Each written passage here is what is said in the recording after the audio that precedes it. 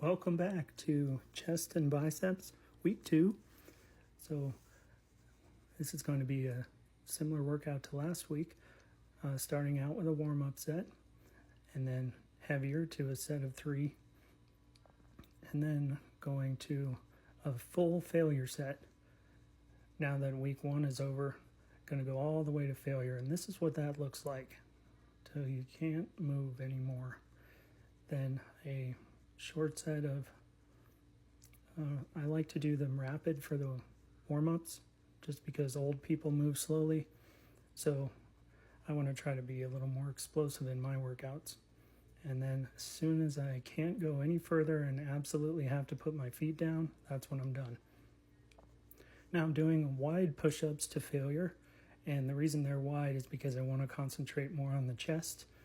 And so this concentrates on the lateral chest, and I have my base wide so that way I don't wobble side to side. This is sort of akin to doing wide grip decline bench. And then I move on to warm up with curls. I wanted to show you that I do them pronated supinated type form for half of them. And then I switch like this to regular standard supinated curls.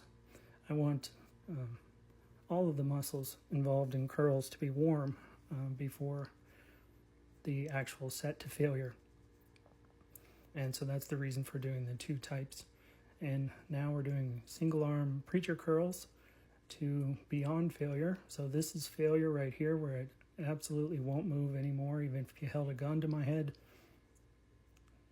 And then I do 3 reps, extended partials is what they're called now, and then 1 hold to the count of 4 with a lot of involuntary shaking. And that's what makes this program so effective. It's that intensity. Without that, this program is way too short and way too easy. So you really have to bring it past failure if you want this high intensity training program to work for you. And that's part of why I show you all the failure reps. Not because I'm proud that I can't get it up one more time. It's because that's how this program is designed. And so see, here's a good view of the 4 and then hold to the count of 4. And that burns. And that increased pump and bringing blood flow to the muscles with inflammatory cytokines is really going to help create muscle protein synthesis in the muscle groups that are desired from the exercise. I like to do forearm curls too because you like to look big in just a t-shirt. That's how you can tell that somebody lifts and you don't have to walk up to them and say, "Do you even lift, bro?" So I do them both pronated and supinated. And then I wanted to show you the entire workout. It just takes 19 minutes, but look how low the calories are. So you're not really going to lose a whole lot of body fat by doing this, but you are going to build lean muscle. And I'll show you what, now that week 1 is over, what I'm actually doing. Showing you here that my Iron Master equipment is over 3 years old, and it looks basically brand new, and this is the secret, if you can even call it that. After every time I touch a piece of equipment, I use a Clorox wipe, and then I put it back exactly where I found it, and then it's as good as new. You have to keep your machine lubricated. You have to keep your pads clean, and I do the same with the dumbbells. So now I'm on to a treadmill interval workout. Believe it or not, even as somebody as overweight as me, used to be a pretty decent runner once upon a time. For somebody who is a flat-footed overpronator, I'm actually not too bad of a runner. Pretty terrible right now because I'm at least 20 pounds overweight, but getting there. So I just wanted to show you what an interval looks like at my current fitness level. Basically, it's not a whole lot of high heel to glute strides, and then it's 1 minute on, 1 minute off in this current program. This looks really boring, but I can tell you it's not. I have the sound off and my headphones on with my favorite music, and then what I'm watching is actually a program that's done in Hawaii through iFit, which is a place that we saved up for years and years to go actually visit. So we've been to the places that are on the screen, which is so cool.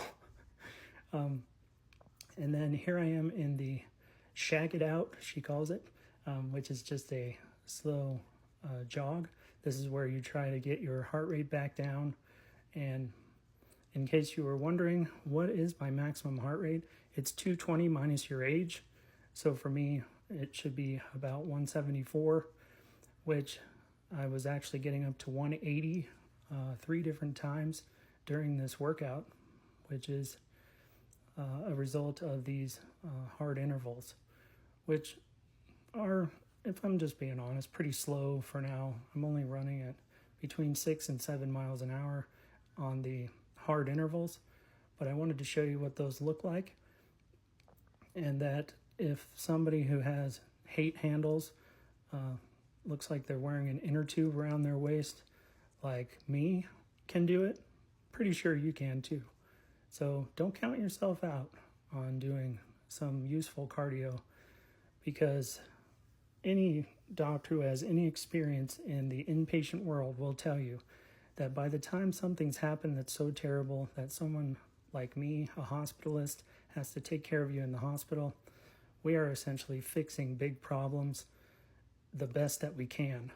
But much better than that is preventative medicine, the things that stop these things from happening in the first place. And so cardiovascular exercise is absolutely proven beyond any reasonable doubt to be one of those things.